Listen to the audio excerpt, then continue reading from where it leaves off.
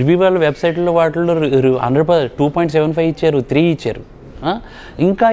ఇంకా ఎవరెవరో వాళ్ళ ఎక్స్పెక్టేషన్స్ రివ్యూస్ చేసే వాళ్ళు ఇవ్వలేదా ఏంటి? అందుకే ఆ సినిమా మీద హోప్ లేదా వాళ్ళకి? బట్ మీరు అదే పాయింట్ అంటే నరసింహ గురించి మనం మాట్లాడుకుంటే పెద్దగా ప్రమోషన్స్ రాలేదు, బట్ మూవీకి సంబంధించిన క్లిప్స్తో బయటకు వచ్చింది. అసలు మనుషులే లేరు, మొత్తం కార్టూన్సే. ట్రూ. బట్ అప్పుడు అలా కంపేర్ చేసుకున్నారా? ఎందుకంటే రీసెంట్గా మూవీ అయిన నరసింహ కావచ్చు, యాజ్ విజ్ఞాన్ గారి సైడ్ దానికి కూడా ప్రమోషన్ బహుశా అంతగా ఏం చేయలేదు, నాకైతే ఎక్కడ కనిపించలేదు. బట్ వన్స్ రిలీజ్ అయిన తర్వాత మాత్రం జనాల్లోకి చాలా బీభత్సంగా వెళ్ళింది. 100%.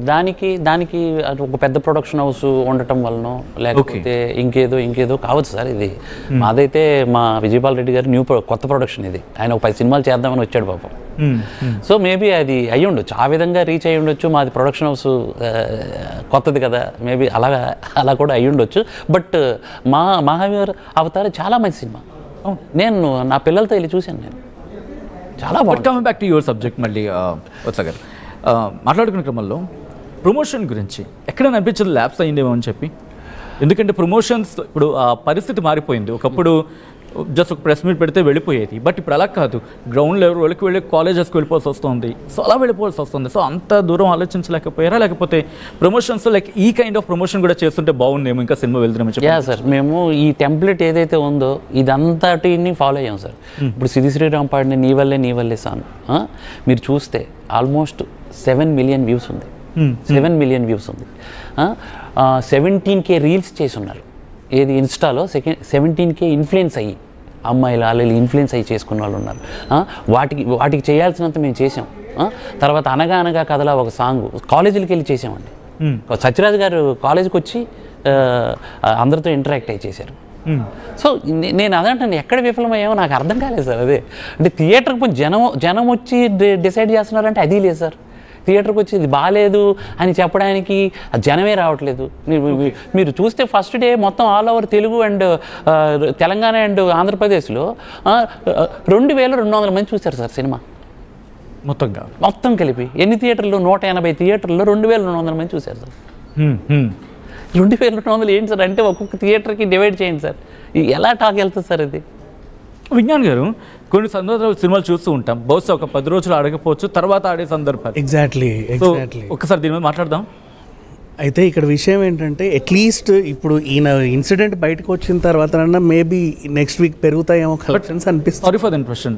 అది అప్రిసియేషన్ అనుకుంటారా లేకపోతే ఏమనుకుంటారో తెలియదు. బహుశా మీరు ఎమోషన్ బయట పెట్టడం వల్ల వాట్స్ హ్యాపెనింగ్ ఒక కొత్త డైరెక్టర్ మధ్యలో ఏం జరుగుతోంది? సక్సెస్ బిఫోర్ కంటే ఇప్పుడు ప్రమోషన్ ఎక్కువ వచ్చింది. ప్రమోషన్ అంటే నిన్న ఆయన ఆ బాధను వ్యక్తం చేసిన తర్వాత నెగిటివ్గా అర్థం చేసుకుని ఉండొచ్చు కాక, బట్ ఒక కొత్త డైరెక్టర్ కనుక సినిమా అనుకున్నంత మేర రీచ్ కాకపోతే ఆ బాధ ఏంటనేది మీరు బహుశా చెప్పినట్టు అయింది. యా, ప్లీజ్ కంటిన్యూ విజ్ఞాన్ గారు. అండ్ తనన్నది కూడా మలయాళంకి వెళ్ళిపోతాను అన్నాడు. I think this movie released in Malayalam also, if I'm not wrong. అక్కడేమన్నా మీకు బాగా కలెక్షన్స్ వచ్చినందుకు అలా ఫీల్ అయ్యారేమో అని అనుకున్నాను నేను, నాకు తెలియదు. మలయాళంలో ఏమైనా పాన్ ఇండియా లెవెల్లో రిలీజ్ చేసుకో అంటే సార్ లేదు, నిన్న వచ్చిన 2 సినిమాలకి అప్పుడు ఏంటిది అది ఉంది. మేబీ 100% బాగుంటాయి ఆ సినిమాలు ఉంది.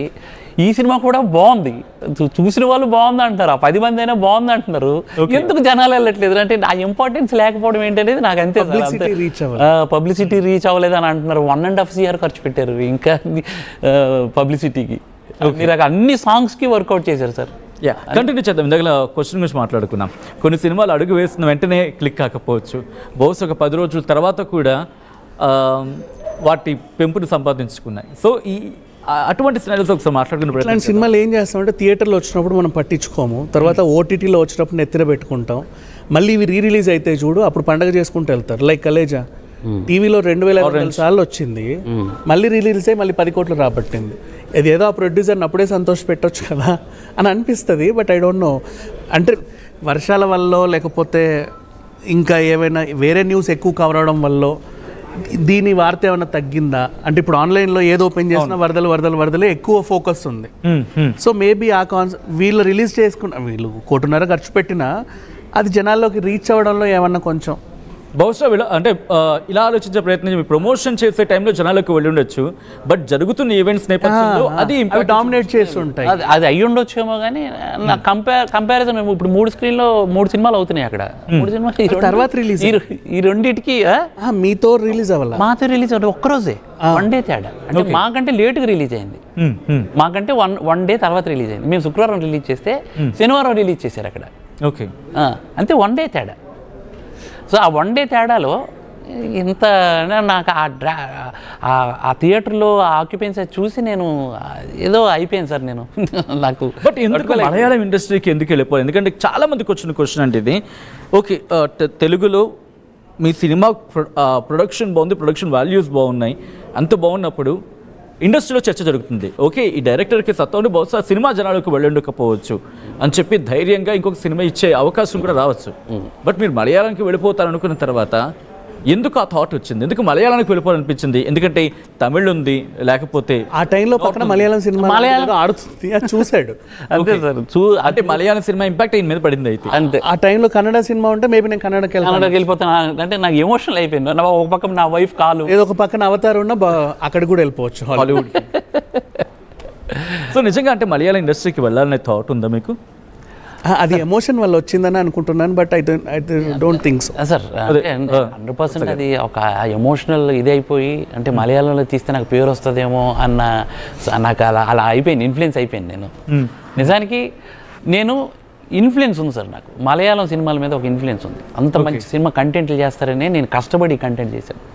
100% ఇలాంటి సినిమాలు ఆదరిస్తున్నారు కాబట్టి ఖచ్చితంగా అనేసి ఒకటి ఉంది మన దగ్గర. అన్ని కమర్షియల్ ఫిలిమ్స్ రకరకాలుగా ఉంటుందని ఫీలింగ్ కదా, నేను దాన్ని చేసుకొని వచ్చాను. ఇప్పుడు అదే సినిమా మలయాళంలో చూస్తున్నా, నా సినిమా చూడట్లేదని బాధ అంతే. ఓకే, అంటే కొన్ని సందర్భాలు ఎలా అవుతుందంటే బహుశా ఇక్కడ మనకి ఆఫర్స్ రాకపోవచ్చు, లేకపోతే ఇక్కడ సమ్వేర్ యాక్సెప్టెన్స్ లేకపోతే మిగిలిన ఇండస్ట్రీకి వెళ్ళి అక్కడ క్లిక్ అయ్యి మళ్ళీ ఇక్కడ ఆఫర్ తీసుకునే అవకాశం, అటువంటి సందర్భాలు మనం చాలా ఫీల్డ్స్లో మనం చూస్తుంటాం. సో అటువంటి ఆలోచన వచ్చింది. అఫ్ కోర్స్ అటువంటి ఆలోచన వచ్చినా తప్పుగా ఒకటి పరేయలేము, తప్పలేదండి దానికి. ఇప్పుడు ఏంటంటే నేను చెప్పే కథకి ప్రొడ్యూసర్ యాక్సెప్ట్ చేసి నాకు మలయాళంలో అవకాశం ఇస్తే నేను మలయాళంలో చేస్తాను. ఓకే, అది నేను ఆ విధంగా ప్రూవ్ చేసుకోవడానికి కూడా రెడీగా ఉన్నాను. నేనేమి మీరు సార్ చెప్పారు సినిమా చూసి, ఎక్కడ కూడా నేను క్వాలిటీ విషయంలో, మేకింగ్ విషయంలో అన్నారు కదా నిర్మాణ విలువలు అని, నిర్మాణ విలువలు నిజంగా చాలా బాగున్నాయి, ఇబ్బంది పెట్టలేదు ఎక్కడ కూడా.